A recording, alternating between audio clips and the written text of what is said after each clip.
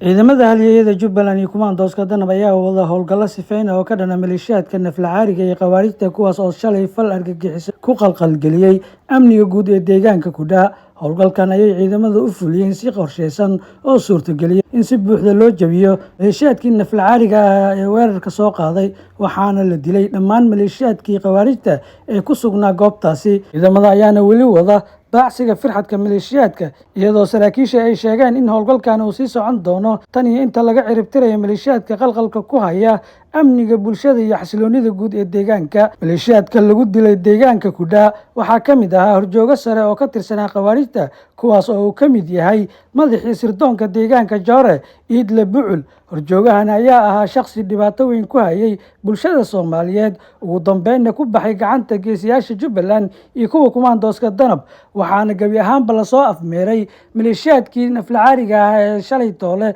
kusoo duulay qalqalka amniga bulshada deegaanka Kudha, iyagoona ciidamada ay halkaasi ku guween tiro ka tirsan gaadiidka maleeshiyaadka argagixisada, iyagoona halkaasi lagu qaarijiyay maleeshiyaad aad u fara badan, waxaana nolosha lagu soo qabtay sida ay saraakiisha u xaqiijiyeen warbaahinta dowladda Jubbaland. Mas-uuliyiinta kala duwan ee ka tirsan dowladda Jubbaland ayaa bogaadiyey guusha la gaaray, iyagoona hoosta ka xariiqay in howlgallada noocan ay sii socon doonaan si loo ciribtiro khatar kasta oo amniga liid ku ah, loona xaqiijiyo amniga iyo xasiloonida guud ee deegaanka.